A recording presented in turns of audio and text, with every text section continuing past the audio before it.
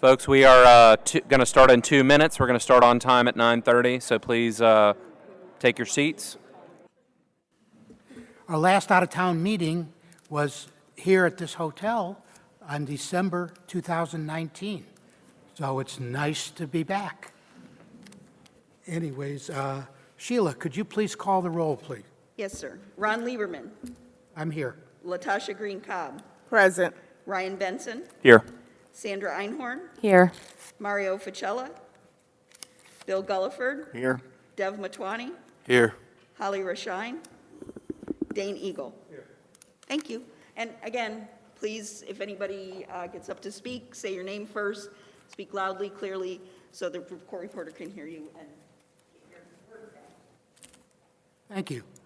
Our next item is public comment. Anybody have anything to say that's associated with our agenda? Seeing none, let's move on. Minutes, can I have a motion to approve the minutes? So move. Second. I have a motion and a second. Any discussion? Seeing none, all in favor? Aye. Aye. Any opposed? Nope. All right. Audit Committee update. Tasha. The Audit Committee met on Thursday, July 29th, 2021. The Audit Committee approved the meeting minutes from the June 17th, 2021 meeting. The Audit Committee heard a presentation by the Office of Inspector General regarding the operational audit of the corporation's procurement process. Additionally, the Audit Committee heard a presentation by the corporation's Chief Information Officer, David Hearn, on the corporation's information technology security posture. Mr. Chair, this completes the report of the Audit Committee for July 2021. Thank you, Latasha. Any questions for Latasha? Okay. None? Okay. Approval of items on the consent agenda. Trey.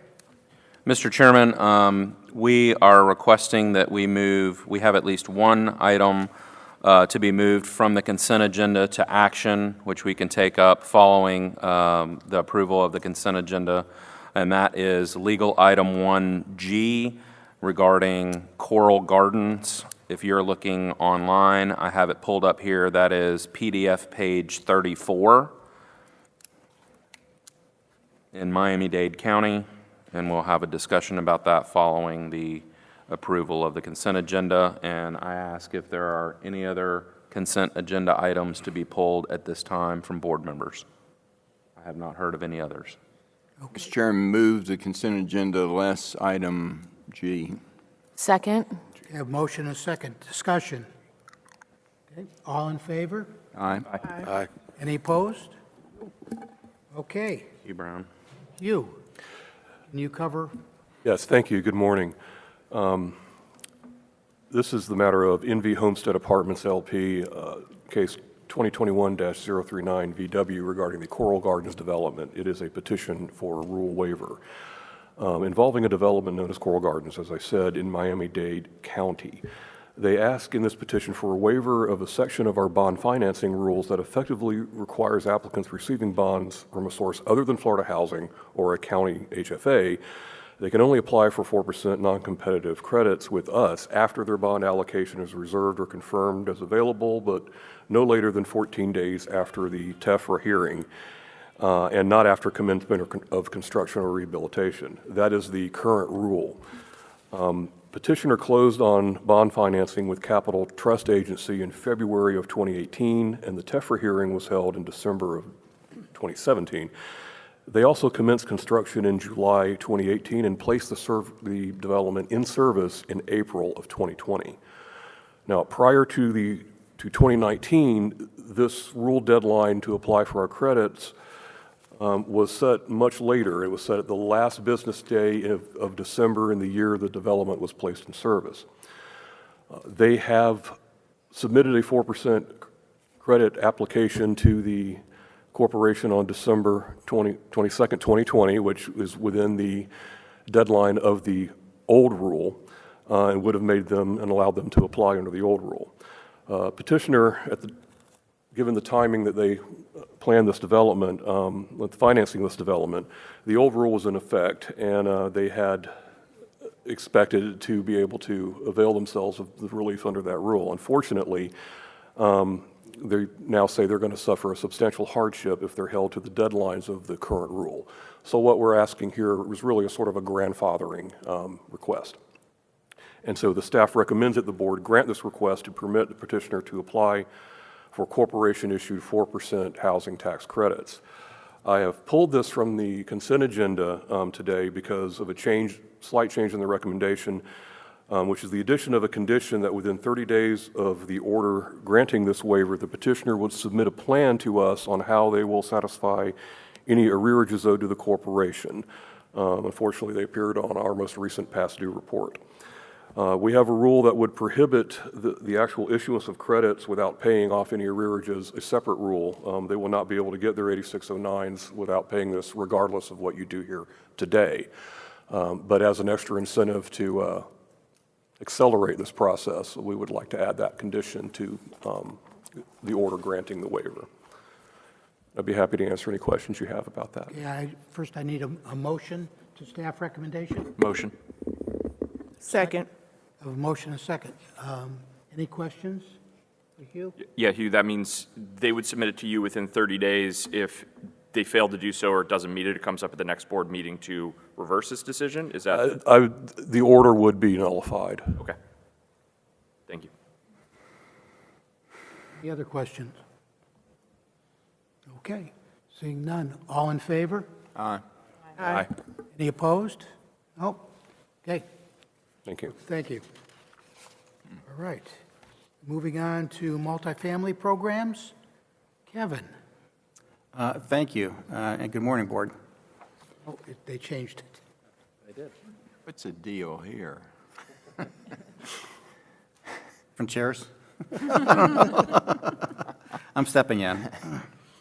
So this is the item for total development cost per unit limitations. Florida, along with the rest of the United States, is experiencing a strong real estate construction boom that escalated in 2020 and 2021.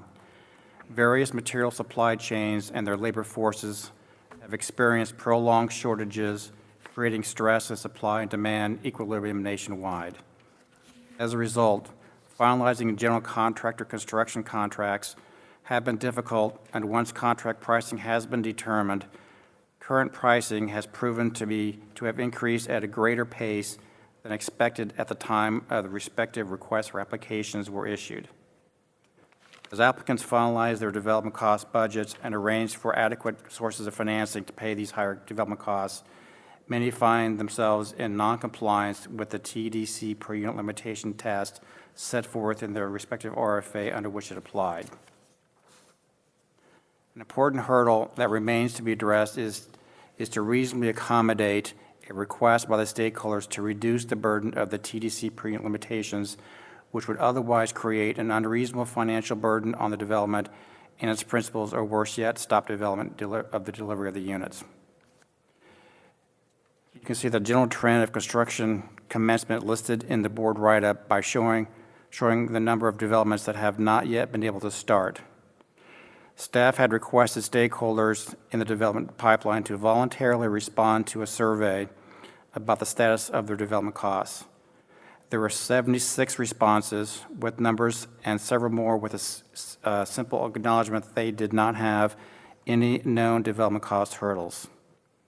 A review of the survey indicated 9% of the transactions would not pass the 5% test required as part of the TDC pre-unit limitation requirements.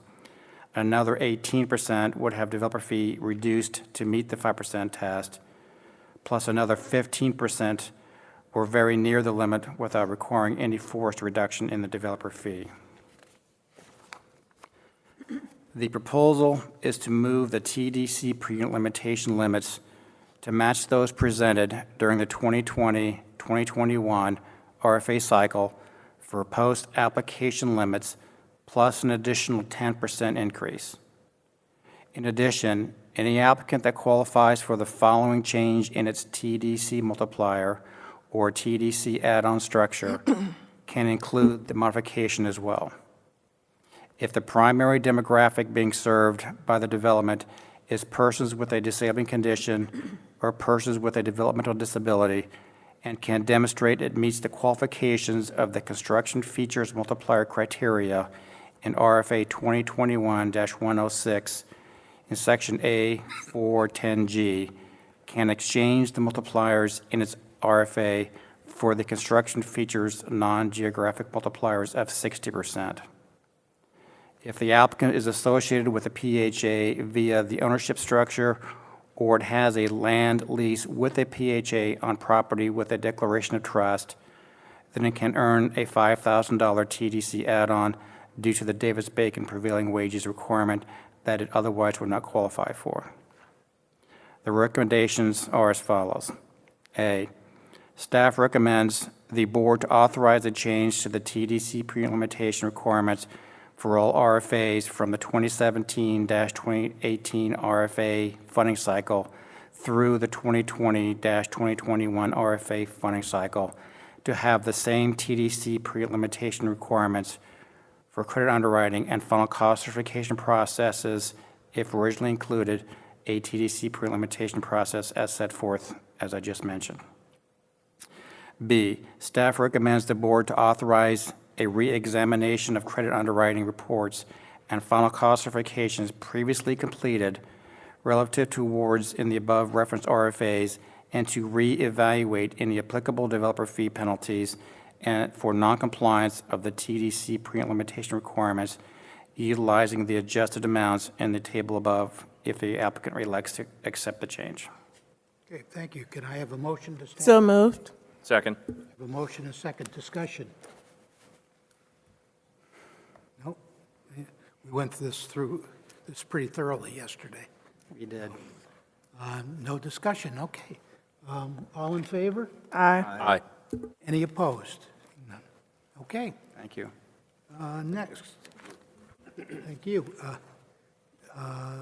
Zach Summerlin, Yes, sir. you are presenting multifamily program, item B. Yes, sir. Thank you. I'm Zach Summerlin. I am the Assistant Policy Director and Supportive Housing Coordinator here at Florida Housing. This is my first time presenting to the board. I'm here to talk about the development of an RFA to pilot financing of permanent supportive housing in concert with services funding. Recently, Florida Housing completed a multi-year pilot study, that was presented at the April 30th board meeting. That study focused on serving individuals that were chronically homeless in 3 sites, Village on Wiley, which was in Duval County, Pinellas Hope 5 in Pinellas County, and Coalition Lift in Miami-Dade.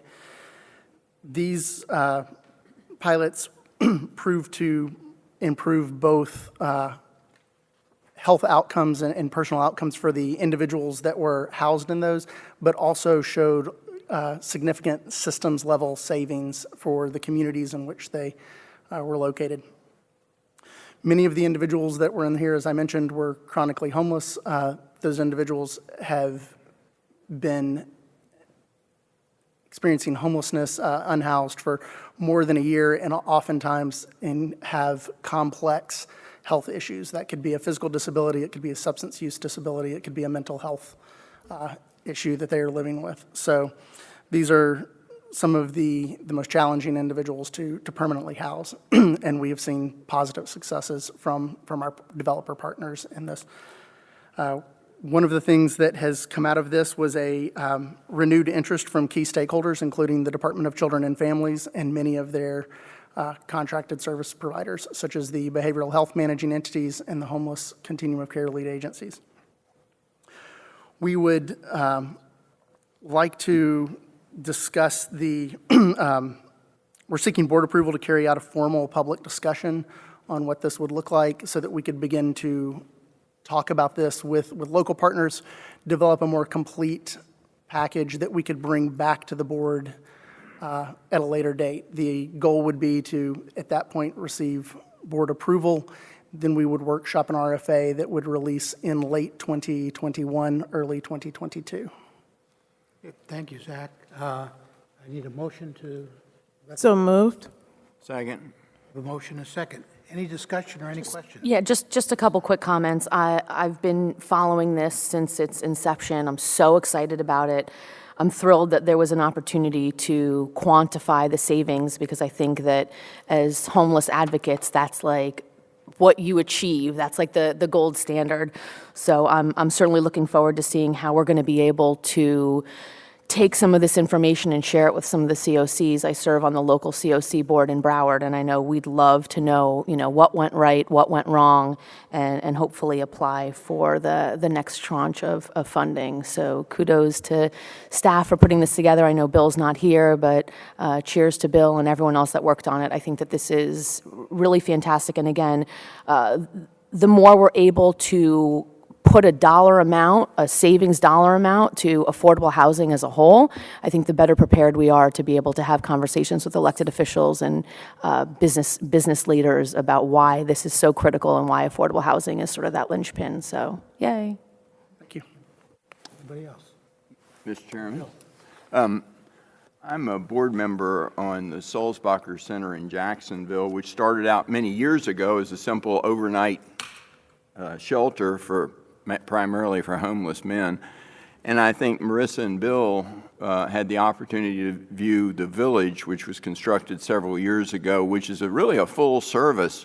It's amazing to me the transition that's been made by Sulzbacher and others from simply an overnight shelter to an all-encompassing service facility that has mental health, medical, all types of services for that population. And we are now looking at a comparable facility for men that would even have impact on the neighborhoods, with the ability to service or provide medical service in the neighborhood that we would establish this men's center, and as well as potential employment opportunities, et cetera, et cetera. And I think that this is a very wise move, because it is seemingly very successful, and has been for us at least. And I would encourage that strongly, that we continue in that direction and facilitate anything we can, because you can't just leave them out there. It's just not going to work. So I applaud the staff for moving in that direction, and I suspect my board members will be impressed by the direction in the future. Thank you, Mr. Chairman. Anyone else? Okay, well, I have a motion and a second. All in favor? Aye.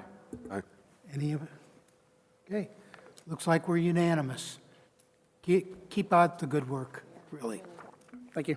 Okay, professional services selection. David Hearn. Thank you, and good morning, Mr. Chairman, members of the board. I'm David Hearn, the Florida Housing Chief Information Officer. At our Tallahassee offices, Florida Housing maintains several conference and meeting rooms. At the current time, these meeting rooms are not well configured to support hybrid meetings, those meetings which occur online, in person, on the phone, et cetera. They were designed primarily for in-person, at the office meetings. We wish to enable these rooms to better support these hybrid-type meetings, install the requisite equipment, and the equipment and skills to install are pretty highly specialized, especially for a multi-use room like the Seltzer Room, where we've had some sound and communication issues trying to support these hybrid-type meetings. So our recommendation is, the staff recommends authorizing a competitive solution for the review, design, and installation of the required technology and equipment to make all or a subset of our existing conference and presentation rooms capable of supporting hybrid meeting services. Thank you. Thank you. I need a motion to staff. So moved. Second. I have a motion and a second. Any discussion? Please. Thank you. Seeing none. All in favor? Aye. Any opposed? Seeing none? Okay, move ahead. Okay, all right. Item B, in services. Oh, Zach, double duty. Double duty today. Policy is half of your action items. It's going to be hopefully a quick meeting. So this time I'm here to talk about a contract extension for the needs assessment in homeless households and special needs households that was authorized by this board last year. So a few years ago, the Affordable Housing Work Group recommended that Florida Housing conduct a more in-depth statewide needs assessment beyond the triennial rental market study that specifically looks at affordable housing for special needs households and households experiencing homelessness. At the May 19 board meeting, you all approved that Florida Housing issue a competitive solicitation last fall. At the September board meeting, the board authorized Florida Housing staff to enter into contract negotiations with the Corporation for Supportive Housing, with the resulting agreement set to expire September 17th of this year. Due to challenges posed by the pandemic, particularly around data collection in the early stages of that needs assessment, we did experience some minor delays and are seeking additional time to complete the needs assessment. Our recommendation is for the board to direct staff to proceed with a contract extension through December 31st. It's important to note that with any extension to this contract, there would be no changes in scope and no increase in funding for this particular needs assessment. Our desire with this is to not cut short a needs assessment that is doing both the full needs assessment and the financial modeling. We want to make sure that that is fully vetted and completed rather than trying to cut something like that short. Okay, I need a motion. So moved. Second. I do have a Motion. question. Any discussion? Yep. Yes. So my question would be, is December 31st going to be enough? Because it's only 5 months away.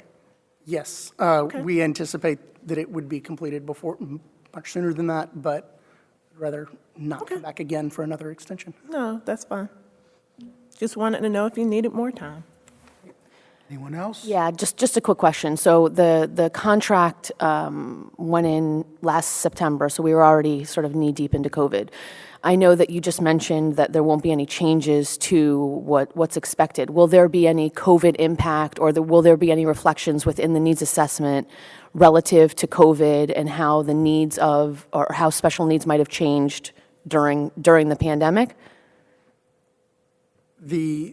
Primarily the data that was collected at that was occurring on the front end of COVID. So to account for that, I believe the rental market study will be a more complete version of what that looks like, rather than delaying this specific needs assessment to address those. Do we have any information relative to whether or not meaning if there's a significant impact in the special needs community because of COVID, and we're finishing this needs assessment, but it doesn't include anything in COVID, then how relevant does it become if it doesn't include any COVID data? One of the things that we have seen from various councils and work groups that we participate in at the statewide level is some of the data collection around at the beginning. So for example, in the homelessness arena, the annual point-in-time count, which is a requirement of HUD to survey individuals experiencing homelessness,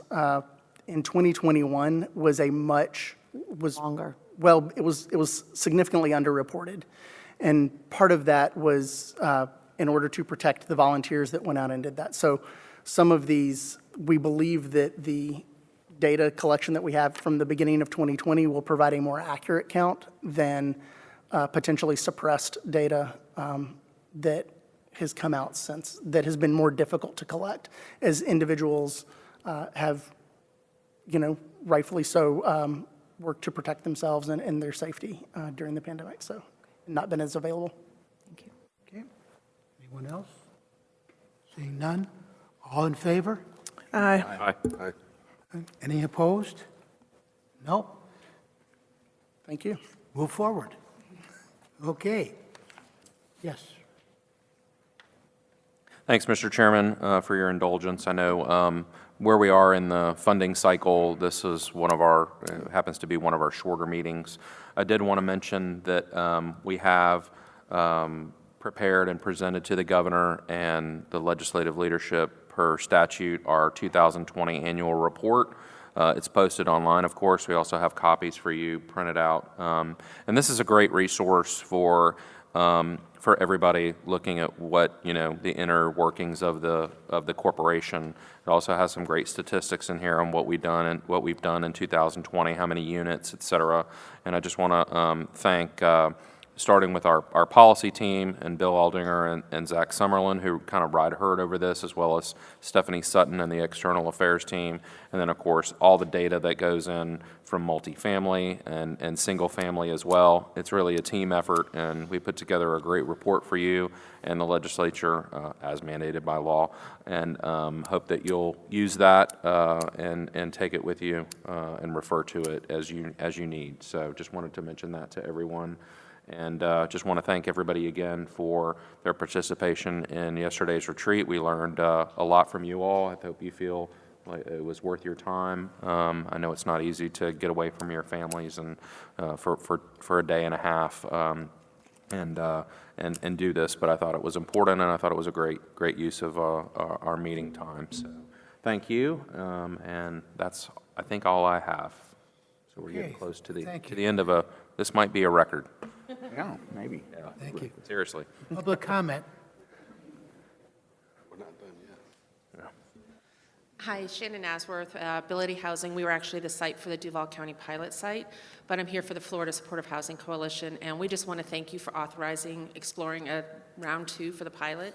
It really has been tremendously impactful, telling legislators that doing this type of housing saves us 30% at the state and local level, gets their attention, and so we just thank you for letting us work with your team to continue working on policy and data-driven decisions, so thank you very much. Thank you. Good morning, Paula Rhodes with Invictus Development. At the last board meeting, which I was not able to attend, our development Baytown Apartments was approved for funding. It's a 30-unit, 50% set aside for developmentally disabled persons, and it is going to afford the opportunity to 15 adults with developmental disabilities who are very high functioning, who have worked with the McDonald Training Center in Tampa for quite some time. And the McDonald Training Center is a fantastic organization that's been around for more than 50 years, helping persons with developmental disabilities and integrating them into the general population. This is going to be the first time they've been able to do a fully integrated development. To date, all they've been able to do is separate supportive housing, and they've been pushing for quite some time to be able to give their clients this opportunity.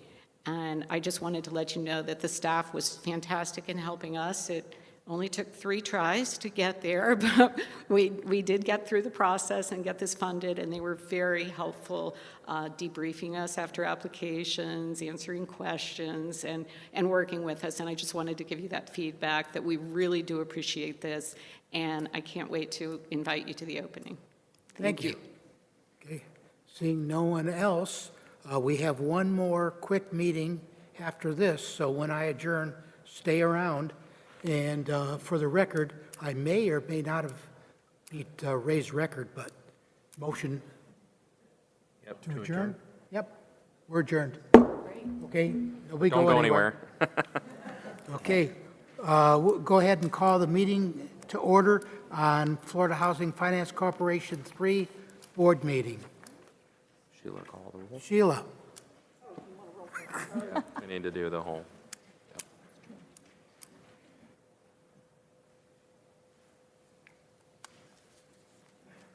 Can you call the roll, please? Yes, Bill Gulliford, Here? Latasha Green Cobb, Present. Ryan Benson, Here. Ron Lieberman, Here? Dev Matwani, Here. Sandra Einhorn, Here. Dane Eagle, Mario Ficella, Holly Rashine. Thank you. Thank you. Angie, could you present the one item? I'll try to make it really quick. This is a request for the ratification of the sale of the South Springs property. South Springs PLP loan matured in May 2004, and after working diligently to pursue a workout with the borrower, Florida Housing initiated foreclosure proceedings in 2009 to preserve our rights to enforce our lien and to avoid the 5-year statute of limitations. In January 2010, Florida Housing was the successful bidder at the foreclosure sale for the 92 acres of land. The board approved the sale of 20 acres of that land in April 2010. Also in 2010, the board delegated authority for staff to proceed with the conveyance and sale of properties between scheduled board meetings. With the approval of the executive director and in his absence to the CFO, with the advice of our financial advisor and the approval of the chair, or in the chair's absence, the vice chair. On July 19, 2021, after having received all the requisite approvals, the board chair authorized staff to proceed with the sale of the remaining 72 acres for the CBRE appraised value. And our recommendation is that the board ratify the sale of the remaining 72 acres for the offered price of $225,000. Okay, I need a motion. So moved. Second. A motion and second. Any discussion? Okay, seeing none, all in favor? Aye. Any opposed? No one is opposed. Okay, any public comment to this issue? Seeing none, we're adjourned. Thank you. Thank you, gentlemen and ladies.